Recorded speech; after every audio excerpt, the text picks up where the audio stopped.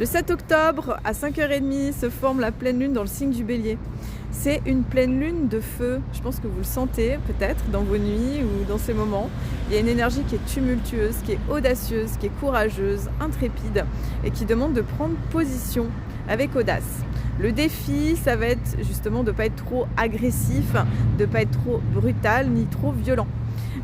Équilibré avec l'énergie du soleil en balance. La balance, c'est vraiment ce signe d'harmonie qui demande justement d'être dans cette écoute de l'autre, dans ce partage, dans cette équité, de trouver cette paix, cette beauté. C'est une énergie vénusienne qui nous demande de prendre soin des relations, mais aussi de nous-mêmes.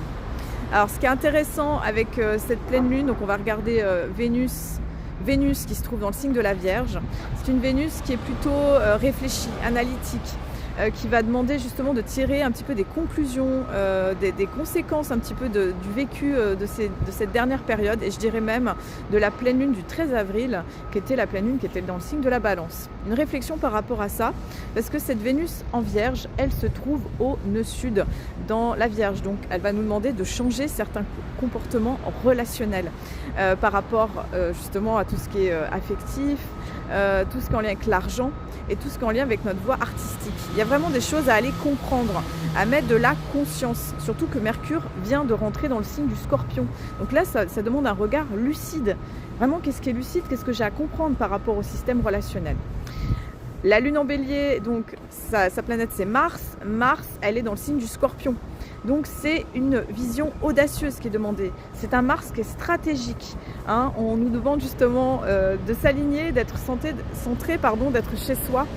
Mais à partir de cette énergie de Mars en Scorpion, c'est vraiment l'échiquier, c'est le stratège, c'est vraiment cette vision qui sait où aller en fait, avec vraiment quelque chose de plus grand, avec une vision, avec un positionnement intérieur en fait, qui regarde les choses avec acuité.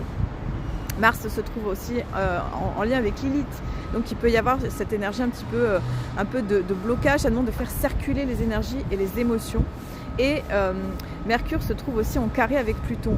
Donc ça demande une vigilance pour ne pas exploser dans la communication, pour bien regarder les choses. Et il y a aussi un parallèle avec les énergies qu'on a eues au mois d'août. Mercure qui était en Lion et opposé à Pluton en Verseau. Qu'est-ce que vous avez vécu? C'est la suite qui est vraiment là, vraiment importante. Allez, pour les balances, je vous propose 20% si vous voulez faire votre révolution solaire. C'est vraiment une super indication sur ce que vous allez vivre. Et pour ceux qui sont intéressés pour vivre les 3 derniers mois de l'année, savoir qu'est-ce qui va se passer, n'hésitez pas à me contacter emiliemettet.com. Allez, je vous souhaite une belle journée ensoleillée et je vous dis à très vite.